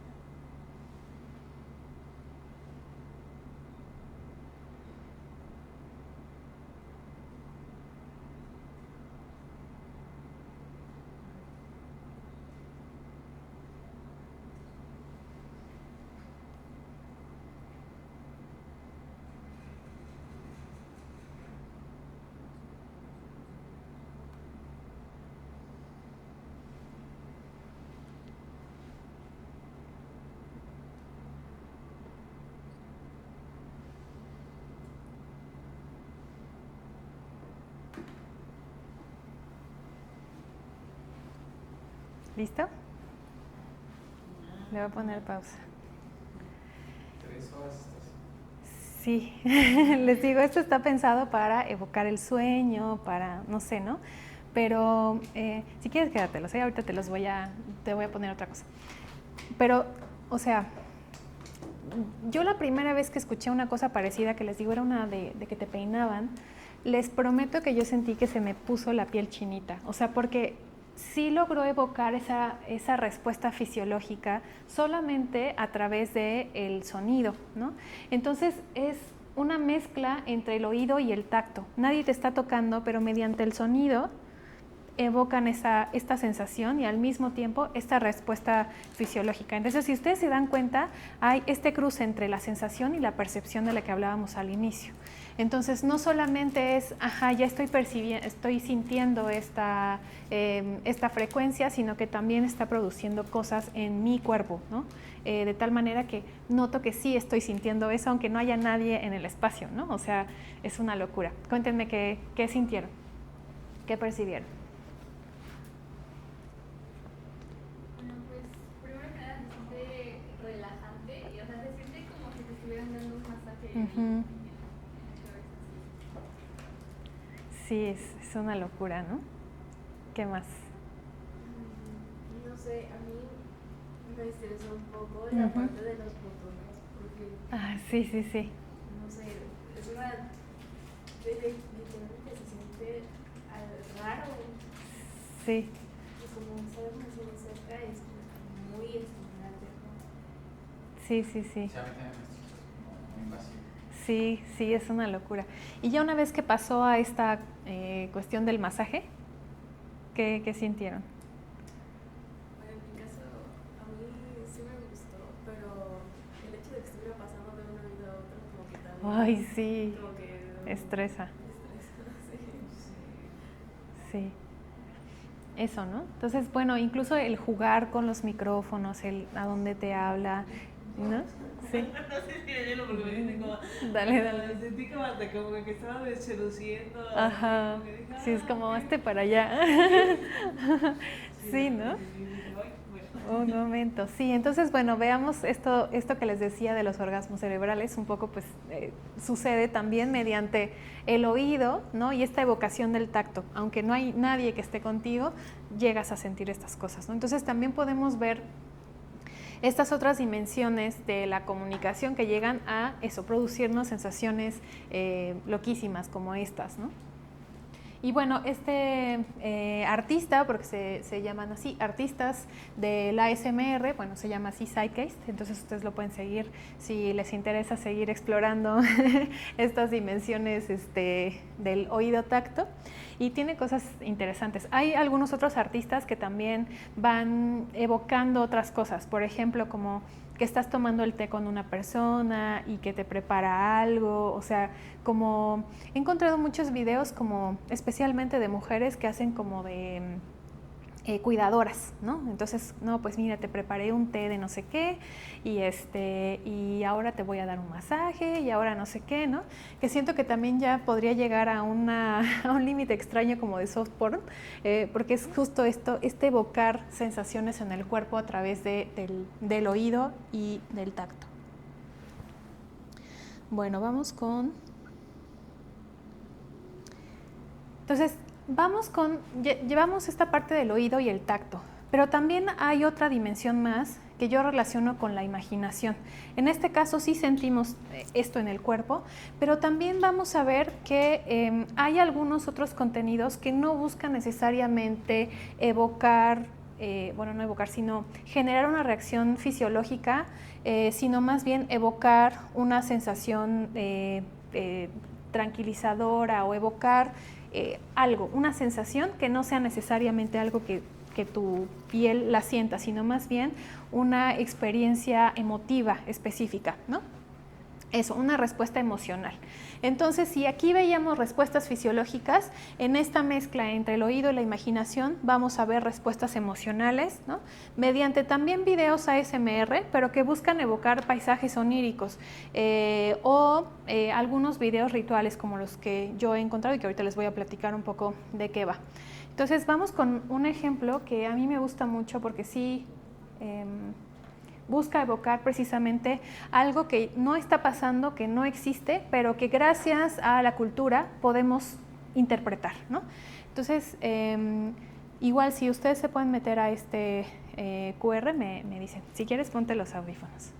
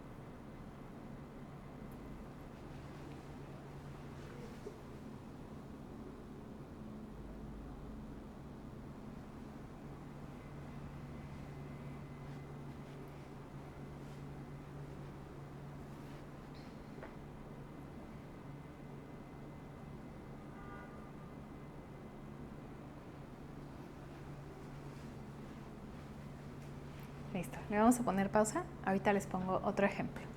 Bueno, cuéntenme aquí qué sucedió.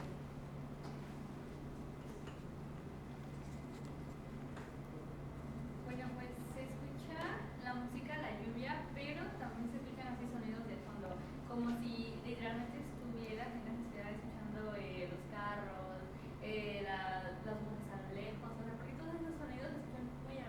se siente así como estar ahí. Exacto, ¿no? Como que evoca a partir de la imaginación esa sensación que tenemos, no sé, pienso especialmente en Latinoamérica, ¿no? De que hay una fiesta fuera de tu casa o de que hay una fiesta en el otro cuarto, ¿no? Siento que aquí es más o menos lo mismo, pero que busca generar esta sensación de confort, ¿no? Como de sí está lloviendo, pero estás aquí calientito, pero además mira a Duquesa y a Umali viendo la Torre Eiffel, ¿no? O sea, es como una distancia tanto temporal como geográfica que estamos superando a través del sonido, ¿no? Y de utilizar estos sonidos ahogados para representar o para aludir a esta sensación como de estar en un espacio seguro, ¿no? Tranquilo, etcétera. Cuéntenme qué más sintieron, qué más pensaron.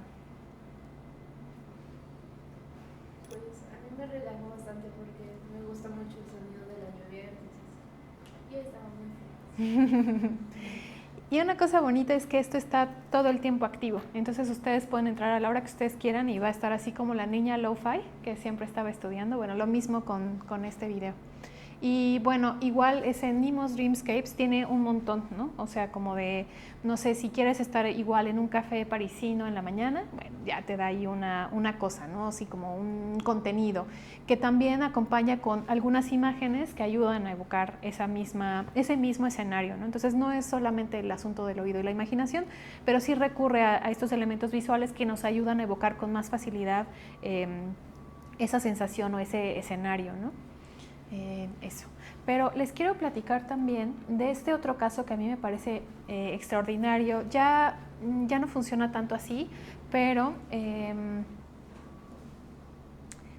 es el caso de Minty. Es un influencer que durante la pandemia empezó a hacer videos que estaban relacionados con el cuidado, ¿no? Que a mí me parece que es una necesidad que tuvimos mucho en ese momento, ¿no? Al estar aislados, al estar con la preocupación de las enfermedades y de cómo lo estaban pasando algunos familiares, etcétera.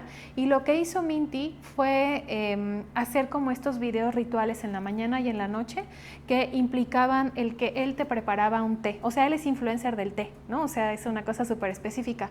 Pero entonces lo que él hacía era precisamente esto, ¿no? En la mañana te decía, mira, ¿cómo amaneciste? Te preparé un té de lo que sea, y mira, este cuarzo te viene bien para el día, para que tengas buen ánimo, no sé qué, y eso, si estás de acuerdo, te puedo dar un abrazo, porque además había un abrazo consensuado, ¿no? Te puedo dar un abrazo y hacía el gesto de abrazarte, ¿no? Y después en la noche lo mismo. Entonces era justo evocar esta situación o este escenario de cuidado y de ser apapachado y de que todo iba a estar bien, ¿no? Entonces, a ver, escúchenlo y ustedes me dicen. Bueno, si quieren entrar al link.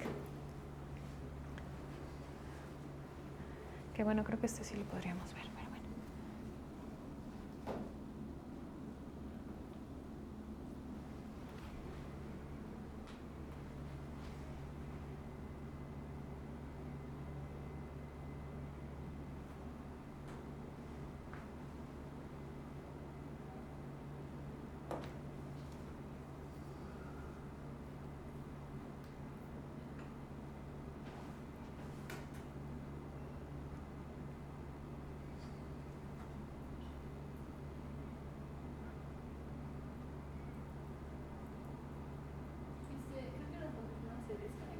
Ay, no me digas.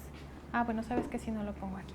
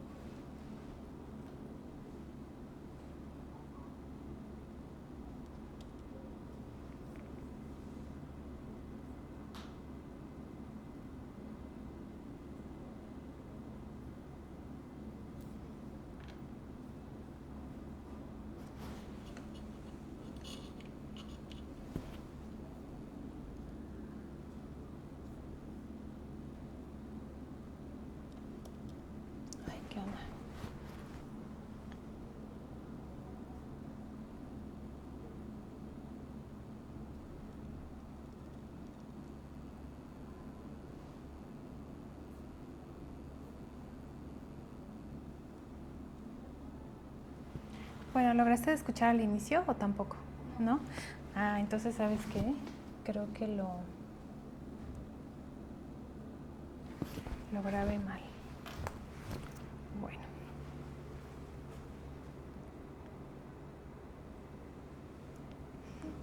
Pero You're awake.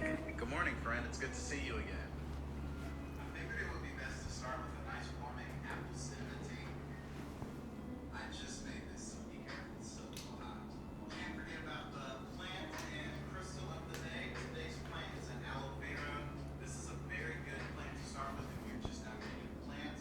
I would recommend watering this every 1, maybe 1.5 weeks. Looks like this one here needs a little bit of water, so this is a great start. And tiger's eye, which is one of my favorite crystals, is a stone of encouragement and a stone of grounding. So I got both of those, the heart-shaped ones, one for you, one for me. Last but not least, I'm gonna ask for a hug if that's okay. Yeah. Let's remember to give ourselves the opportunity to see what today will bring us. Love you. Talk to you later. Peace. Entonces es un poco eso. Friend, it's good to see you again. Bueno.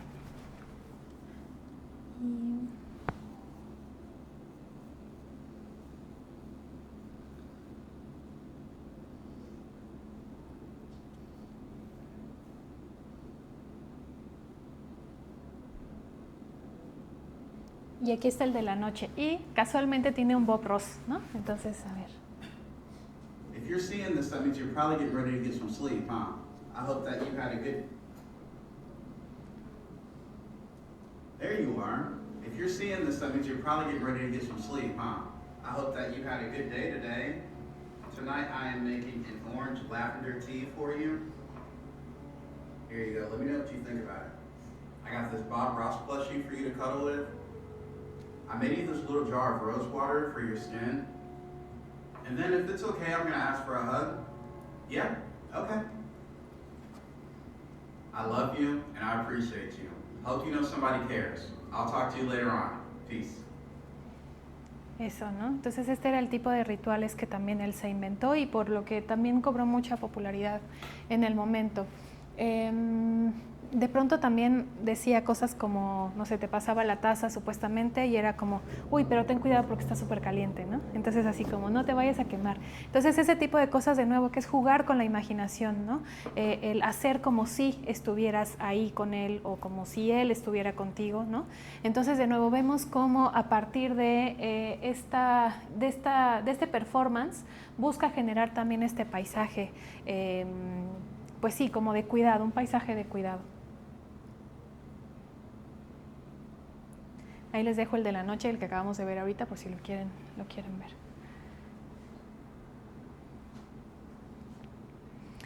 Entonces, bueno, digamos, con estos ejemplos nos daremos cuenta que estas mediaciones tecnológicas nos permiten dos cosas al menos, ¿no? Primero, amplían la posibilidad de estar ahí, ¿no? O sea, a pesar de que no estamos en ese lugar o en ese momento, ¿no? Por ejemplo, como en el de Nemo's Dreamscapes, donde supuestamente estamos en ese cuarto mientras llueve y frente, o no sé, en París, ¿no? O sea, nos ayuda a superar estas barreras o estas distancias geográficas, pero también temporales.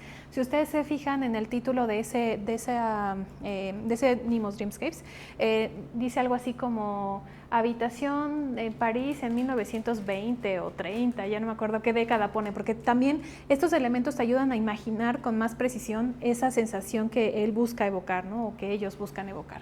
Entonces, esto hace que sin desplazamiento físico logremos superar estas distancias geográficas y o temporales, ¿no? Pero al mismo tiempo, estas mediaciones tecnológicas también favorecen la incorporación de sensaciones, ¿no? Ya sea reproduciendo o emulando la realidad o utilizando algunos elementos culturales que sabemos interpretar o leer para tener estas sensaciones o estas emociones que se buscan evocar, ¿no?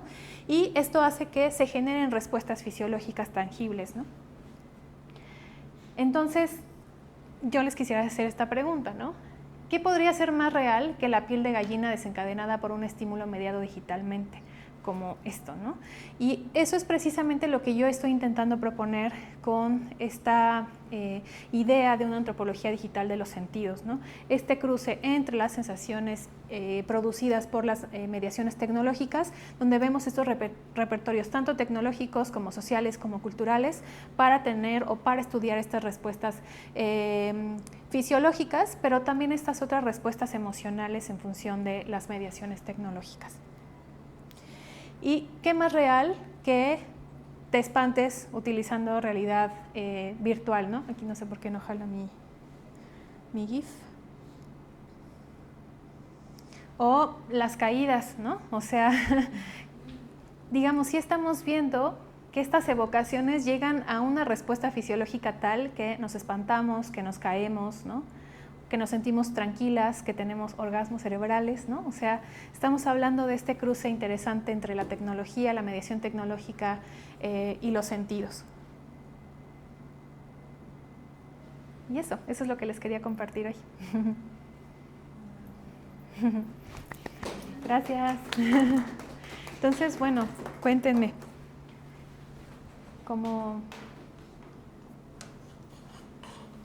¿qué ideas se llevan de la sesión? ¿Puedes regresar a las primeras donde explicabas como las extensiones, como la voz es una extensión tecnológica de nuestro cuerpo? Claro. Es que al principio como que fue muy rápido. Fui muy rápido, ¿verdad? Tenía prisa. No, es antes, la del el hombre, antes, los hombres cambian. Ya. Creo que están antes, ¿no? Porque es esa es la primera. ¿Esta? La primera, más atrás. Hay otra antes. Esta. Ajá. Sí, esta es una foto del libro, justo del libro de McLuhan.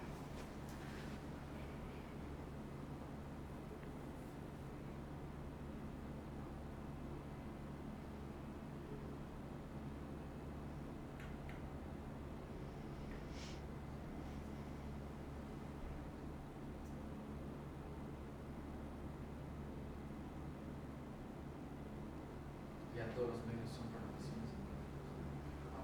El libro es de la vista. Parciales.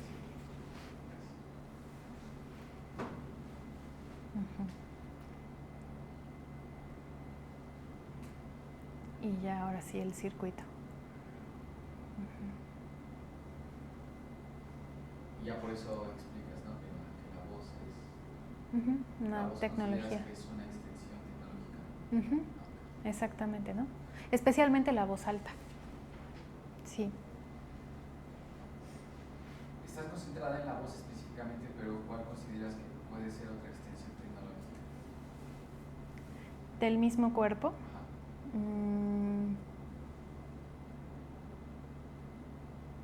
Yo creo que solo la voz. Sí.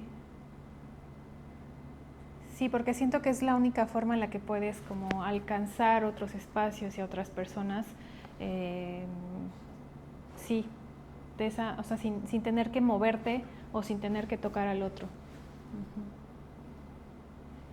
¿A ti se te ocurre otra? Estoy pensando, ¿no? El lenguaje de señas podría ser el aplaudir. El aplaudir podría ser, tal vez. Sí, puede ser.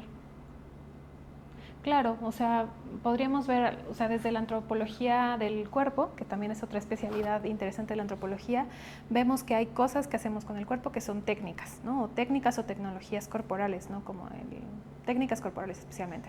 El asunto del bailar, el cantar, incluso el sentarnos, el escribir, el hablar, todo eso son técnicas corporales. De nuevo, apelando a este cruce entre la sociedad, la cultura y el momento histórico en el que hacemos esos movimientos, ¿no? Incluso, por ejemplo, cómo el espacio genera ciertas configuraciones o diría yo como combos de movimientos y de gestos, ¿no? Por ejemplo, en culturas orientales es muy común que en los templos se hagan puertas chaparritas, ¿no? O sea, en lugar de que la puerta llegue hasta acá, llega como acá. Entonces, ¿ustedes para qué se imaginan que hagan esas puertas? ¿Qué tienes que hacer para poder pasar? Exactamente, ¿no? Entonces, cuando tú pasas, tienes que hacer así. Entonces, eso significa que el mismo espacio condiciona tu movimiento y eso hace que generes también esta reverencia en este caso, ¿no? Entonces, hay este cruce también entre el espacio y la cultura y hay, pues sí, formas de habitar específicas en función también del cuerpo y de la cultura.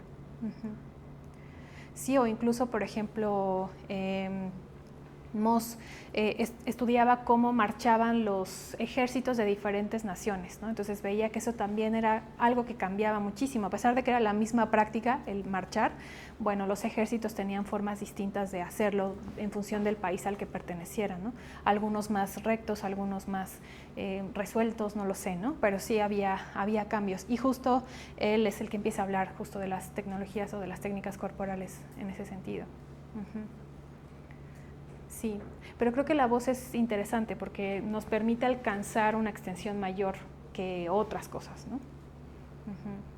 Sí. ¿Qué más?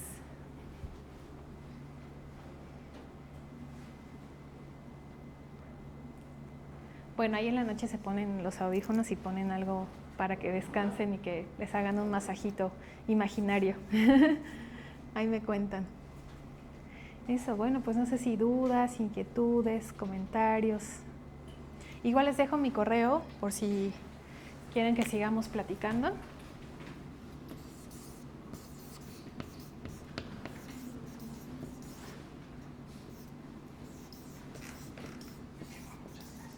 Hasta luego. Ay.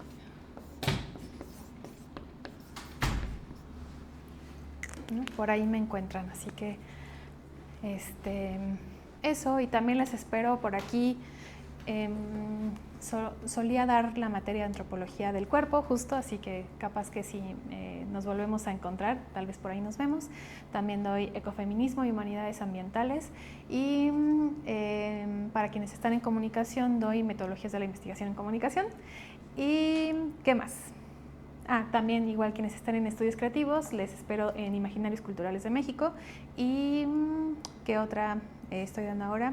Bueno, y junto con Flavio y otra colega que se llama Stephanie Morón, damos la materia de ciencia de datos. Entonces también por ahí, si quieren, nos encontramos.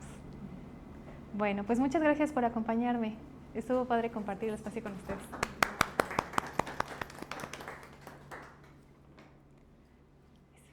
Gracias.